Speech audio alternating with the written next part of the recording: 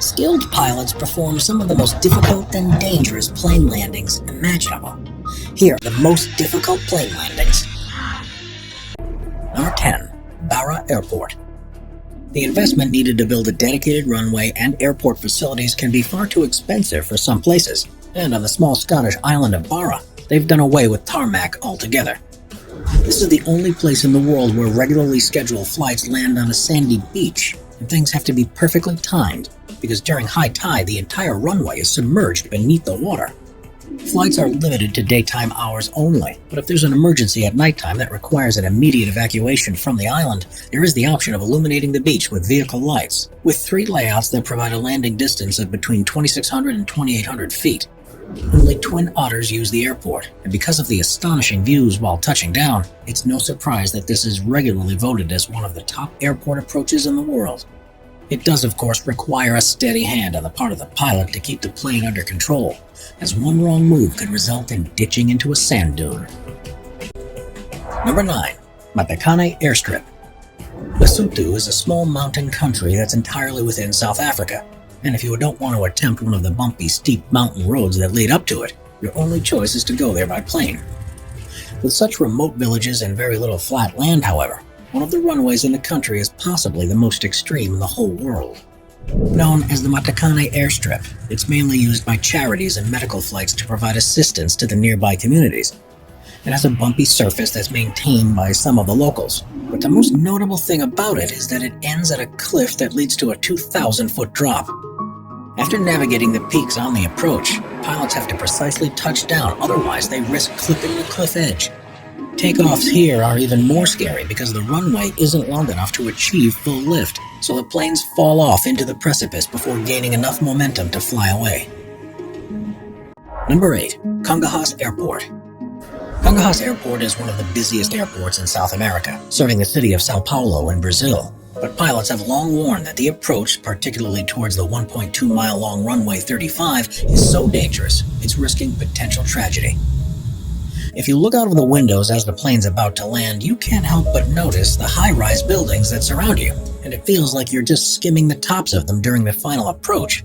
Add to this the rapidly changing weather conditions in the area, and pilots have very little room for maneuver to touch down. Within the industry, it's often referred to as the aircraft carrier. And if they fail to get the wheels on the tarmac within the first 1,000 feet, they're told to abort and try again. Things quite often go slightly wrong and planes run off the tarmac at the end, which is why airport authorities have had to introduce strict limits to the number that can land there each hour, so no one is feeling time pressured into decisions that could lead to even more accidents. Number 7. Gisborne Airport. Gisborne Airport covers a small 400-acre site near the city of Gisborne, which is on the east coast of New Zealand's North Island. At first, the 3 grass runways and the 4,300-foot-long main concrete runway look just like you'd expect from a single terminal airport. But this one is rather unusual. Because of the limited space for routes in and out of the city, the main runway has a railroad track that passes straight across it. It's one of the only places in the world where this happens and requires constant communication between air traffic control, the railway company, and any approaching planes to ensure the runway is clear when they're making their approach. Plans are, however, underway to reroute the railway because it's a complication that's simply not necessary, especially with the intent of the city to begin to attract increasing tourist numbers in the next few years. Number 6. Tioman Airport. Tioman Airport is the only airfield on the small Malaysian island of Tioman, and it's notorious in the region for being one of the most difficult strips to safely land on. The problem isn't anything to do with the 3,254-foot-long runway itself, but the approach to the tarmac, which you can only actually see just at the last moment before touching down. Pilots have to set themselves on a course that takes them directly towards a mountain range, and it's such a counterintuitive thing to do that a checkerboard target has been installed to help them keep on track. Just before they reach it, they have to make a sharp 90-degree turn to line themselves up with the runway and hope that they're able to land and stop in time. Overshooting it leads to a vertical drop off the cliff into the water, and crews often put on life jackets before landing just in case things go wrong, which they do far more often than you'd like to think. Number 5. Madeira Airport. When deciding on the best place to build an airport, the main priorities are enough flat land to construct the runway. and as few mountainous or hilly regions around as possible to give aircraft plenty of room for maneuvers. But what if this simply isn't possible? That's what the planners on the small Portuguese island of Madeira faced, and the result was one of the most hair-raising landings in the world. At first, there was only room for a runway that was 5,250 feet long, but after a nasty crash in 1977 where a plane smashed through a bridge at the end and came to a halt on the sandy beach beyond it, there was no choice but to extend it. The problem, though, was that there wasn't enough land to do so engineers built 180 columns that are 230 feet tall and support the extended tarmac over the beach. The result is now an approach that involves flying in low across the ocean and aiming towards a mountain peak. Pilots have to quickly bank right to line up on the heading towards the runway, and even though it's now much longer, they only have a limited time to safely land, otherwise they'll roll off and end into the ocean. The winds that blow across the ocean and are channeled between the mountains adds an extra level of complexity to every landing, and the airport is notorious for its bumpy and turbulent landings. Number 4. McMurdo Station.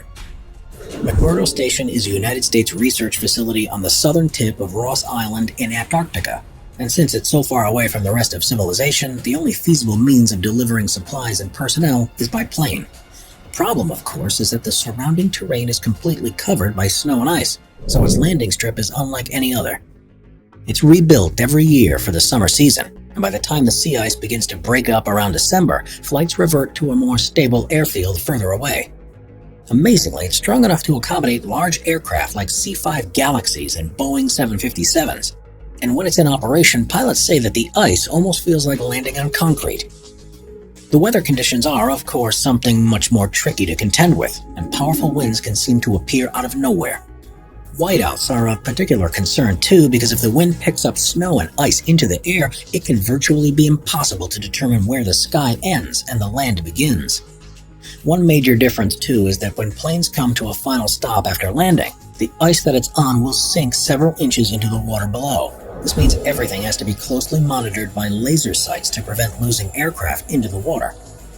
The only accident to ever happened here took place in 1960, when a Lockheed EC-121 Morningstar crashed on its approach. All of the crew survived, but because the plane was stuck in the snow, no attempts were made to recover it, and it was simply allowed to sink into the water when the ice melted in the spring. Number 3.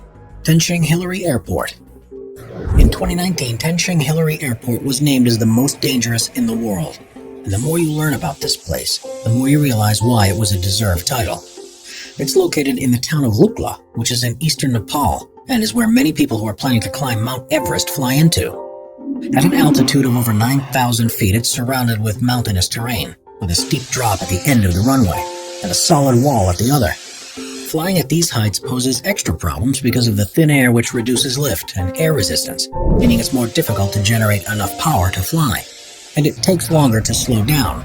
This makes trying to land on one of the world's smallest runways extremely tricky, and there's no room for second chances because there simply isn't the space to fly around and try again. Bad weather further compounds the issues, and when the clouds are low, it's almost impossible to see where the runway starts, and this has been the cause of several accidents in recent years.